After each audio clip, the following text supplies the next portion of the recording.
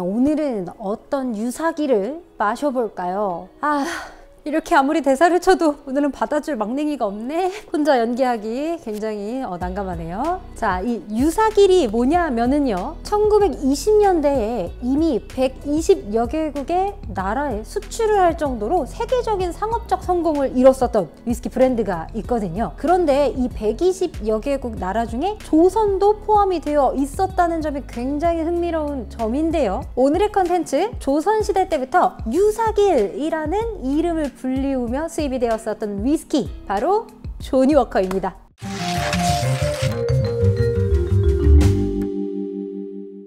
안녕하세요. 위스키 치는 여자입니다. 오늘은 막냉이가 개인적인 사정으로 이 촬영 일정에 참여를 못하게 돼가지고 지금 저 혼자 촬영을 하고 있는데, 갑자기 있다 없어서 그런지 너무 어색해서 지금 촬영이 안 돼요. 막 계속 말도 잘 안 나오고 하고 있는데, 오늘 굉장히 촬영의 고난길이 예상이 되는 그런 촬영인 것 같습니다. 막내가 오늘 조니 워커 블루 마신다. 조니 워커 같은 경우는요, 이 위스키가 아예 뭔지도 모를 때 이 파란색 병이 너무 예뻐가지고 그냥 마셔봤어요. 던 위스키 중에 하나거든요. 조니 워커는요, 이런 파란 계열의 조니 워커 블루의 예쁜 병 모양 말고도요, 굉장히 상징적인 아름다움을 많이 담고 있는 위스키인데요. 그래서 그런지 이 영화에서도 유독 조니 워커가 많이 나오는 편이에요. 최근에 나왔었던 영화 중에서는 반도에서도 이 조니 워커가 언급이 되는데요. 조니 워커 블랙을 딱 꺼내면서 뭐라고 하죠?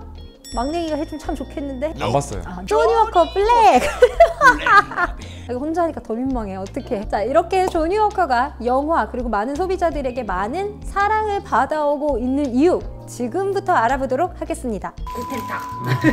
조니 워커의 역사는요, 한 농부의 아들로부터 시작됩니다. 이거 굉장히 많이 들어봤을 대사인데요. 바로 지난 편의 발렌타인에서도 똑같이 이 발렌타인의 창시자를 언급할 때 이렇게 시작했거든요. 그러면 이 발렌타인의 창시자가 뭘로 해서 돈을 많이 벌었다고 했죠? 막냉이? 라고 하고 싶은데 막냉이가 없으니까 편집자님이라도 편집자님, 발렌타인이 뭘 해서 돈을 많이 벌었다고 했을까요? 안 봤어요. 그쵸. 식료품점. 오늘 화면 조정을 좀 많이 써야겠는데, 식료품점으로 자수성가를 했다라고 말씀을 드렸었죠. 이 조니 워커 위스키의 창시자인 존 워커 역시 어린 나이에 아버지를 잃고 나서 그 아버지가 갖고 있던 그 땅을 팔고 그 땅값으로 식료품 가게를 차리게 됩니다. 그 당시 존 워커의 나이가 10대였다고 하는데, 나 10대 때 뭐 했지? 또 말했어 오늘 노래 부르고 있었겠다. 대표님 노래 부르면 안 돼. 존 워커는 그 당시에 이 위스키, 증류주, 와인의 수요층에 발맞춰서 블렌딩이라는 기법을 굉장히 많이 연구를 하면서 일관된 고품질의 위스키를 만들기 위해서 굉장한 노력과 실험을 끊임없이 시도한 그런 창시자였다고 하는데요. 그런 식으로 해가지고 이 조니 워커의 블렌디드 위스키가 개발이 되던 중에 이 1857년 존 워커가 사망을 하게 됩니다. 존 워커가 사망을 한 다음에는요, 발렌타인과 마찬가지로 누가 이어받는다, 편집자님? 두 아들들에게 사업을 물려주고 몇 년 후 사망하게 됩니다. 아들 알렉산더가 이 사업을 물려받게 됩니다. 그런데 운명의 타이밍으로 이 당시에는 굉장히 영국의 산업 발전이 엄청나게 이루어지던 시기였거든요. 바로 철로가 개발되기 시작하면서 많은 전국구 세계적으로 이 위스키를 알릴 수 있는 기회가 되었다고 합니다. 아무래도 조니 워커 아버지가 정말 많은 실험 끝에 부드러운 블렌디드 위스키를 맛좋게 만들어 놨잖아요. 그거를 이어받은 알렉산더가 여러 가지 마케팅으로 전 세계에 이 조니 워커를 알리게 됩니다. 이때 알렉산더는 한 가지 문제점을 발견하게 됩니다. 바로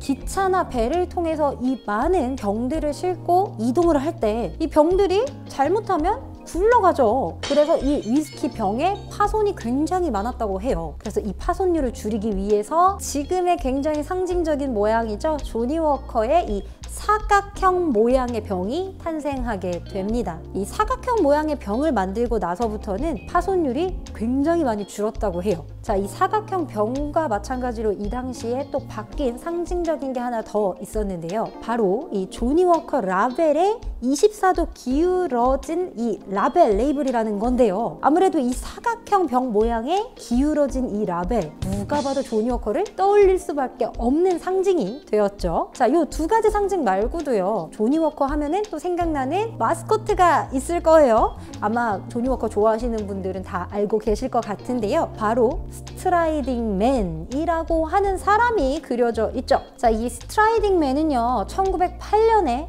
아들 알렉산더가 첫 마케팅 기호를 위해서 만화가 톰 브라운에게 직접 의뢰한 로고라고 하는데요. 이 스트라이딩맨은 지금까지도 전 세계에 위스키 세계를 아주 널리 알리고 있는 여러 가지 활동을 하고 있는 로고이기도 합니다. 가장 유명한 일화는요, 1999년 Keep Working이라는 캠페인을 이 회사에서 직접 진행을 했었는데, 앞으로도 이 위스키 세계가 미래로 나아간다라는 의미의 캠페인으로 원래 1999년 이전까지는 스트라이딩맨이 왼쪽을 보고 있는 로고였거든요. 그런데 더 미래를 나아간다라는 의미를 주기 위해서 오른쪽으로 방향을 바꾼 것도 재미있는 점 중에 하나죠. 자, 그리고 2018년 3월에는요, 여성의 달을 맞아서 이 조니 워커 브랜드에서는 더욱더 늘어나는 여성 수요자층을 위해서 제인 워커라는 캐릭터도 만들었는데요. 오늘 좀 제인 워커 같나요? 죄송합니다.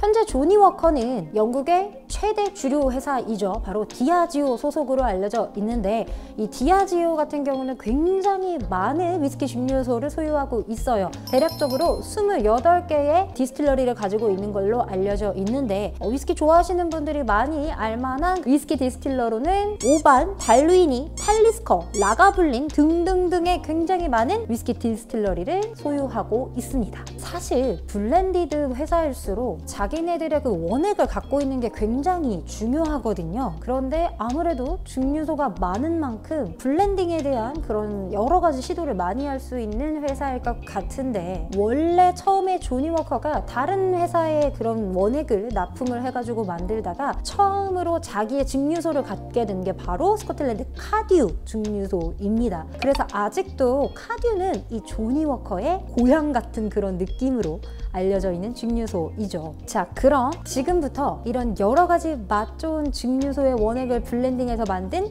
조니 워커에 대해서 테이스팅 해보도록 하겠습니다. 오늘 테이스팅 해볼 위스키는 두 가지입니다. 조니 워커 블랙 그리고 조니 워커 블루인데요. 오늘 이 두 가지만 테이스팅을 하는 이유는요, 사실 조니 워커의 여러 가지 다른 라벨, 라인들이 많잖아요. 할 얘기가 너무너무 많습니다. 그래서 오늘은 설날에 맞춰서 명절을 앞두고 가장 많이 소비가 될 것 같은 위스키 두 가지를 먼저 한번 테이스팅을 해보고요. 다른 조니 워커 라인들은 다음에 제가 더 자세하게 알려드리도록 하겠습니다. 사실 저는 클래스 같은 거를 할 때 이 두 가지 블라인드 테이스팅 되게 많이 진행하거든요. 그 이유가 여러 번 말씀드렸듯이 위스키는 기호식품이기 때문에 숙성이 오래된 위스키가 모든 이들에게 다 맛있는 거는 아니거든요. 그리고 어떤 위스키가 블렌딩이 됐느냐에 따라서도 다 기호가 다르기 때문에 무조건 조니 워커 블루가 비싼 만큼 모든 이에게 맛있다라고 말씀드리기는 분명히 어렵습니다. 물론 조니 워커 굉장히 부드럽고 달달하고 맛있는 위스키죠. 사랑 많이 받고 있는 위스키이지만 누군가에게는 이 조니 워커 블랙이 더 맛있을 수도 있거든요. 그리고 실제로 이 조니 워커 블랙은 굉장히 스모키한 원액들이 많이 블렌딩이 되어 있어요. 키몰트로 알려져 있는 게 탈리스커 많이 알고 계실 텐데, 사실 요즘에는 원액의 공급이 원활하지 않기 때문에 사실 정확하게 키몰트가 탈리스커입니다 라고 말씀드리기가 어렵다고 합니다. 물론 탈리스커 원액이 많이 들어가기는 하겠지만 이 조니 워커 자체에 많은 디스틸러리들이 있기 때문에 거기에 원액들을 다양하게 사용하고 있다라고 생각해 주시면 더 좋을 것 같습니다. 어쨌든 조니 워커 블랙이 조금 더 피트한 위스키가 많이 들어간 건 사실이에요. 자, 그러면 지금부터 한번 테이스팅 해보도록 하겠습니다. 확실히 조니 워커 블랙에서는 피트하면서도 그 약간 그 열대 과일 그런 과실향이 많이 느껴지거든요. 한번 마셔보도록 하겠습니다. 이게 스모키한 느낌이 있어서 그런지 확실히 커피를 마시는 느낌이기도 해요. 그렇게 피니쉬가 긴 편은 아니어서 그런지 알코올 향이 살짝 좀 덜 느껴진다는 생각이 있거든요. 도수는 40도입니다. 그러다 보니까 이 블렌디드의 부드러움 때문인지 알코올의 쓴맛보다는 약간 커피에서 느껴지는 쓴맛이 좀 느껴지는 것 같아요. 이게 아무래도 피트한 그런 위스키 원액이 섞여서 더 그런 느낌이 있을 것 같거든요. 전 사실 벌써 선입견이 조니 워커 블랙을 워낙 좋아해서, 그래도 블루니까 맛있겠죠? 막내가 도레미. 확실히 조니 워커 블랙에 비하면 피트한 스모키한 향이 거의 없어요. 그냥 얘는 일반적인 블렌디드 위스키의 그런 가벼운 향들이 올라오는 것 같아요. 조금 더 맡아보니까 좀 꽃향 같은 것도 올라오는 것 같거든요. 마셔보도록 하겠습니다. 이 피니쉬에서 견과류? 약간 헤이즐넛 같은 그런 고소한 그런 느낌이 조금 느껴지거든요. 확실히 조니 워커 블랙은 스모키한 게 조금 더 강조가 되어 있다 보니까 이거랑 비교했을 때 더 부드럽다라고 느낄 수 있는 위스키는 아무래도 조니 워커 블루일 것 같은데, 저는 개인적으로 혼자서 훌쩍훌쩍 마신다라고 하면은 조니 워커 블랙을 선호할 것 같고요. 좋은 날에 많은 분들이랑 같이 기분 좋게 마시고 싶다면은 조니 워커 블루가 역시 기분 좋은 그런 위스키라는 생각이 드는데요. 다가오는 설, 명절, 여러분들은 가족들과 함께 한 잔, 두 잔 한다면 어떤 위스키를 더 선호하실까요? 오늘의 컨텐츠 여기까지입니다. 감사합니다. 나 이거 힘들어. 자, 그런데요. 갑자기 생각났는데, 저는 명절에 조니 워커 블루보다는 조니 워커 블랙을 선호할 것 같아요. 왜냐면 요즘에 어머니가 계속 시집 안 가냐고 이런 부드러운 것보다는 스모키한 게 땡길 것 같네요.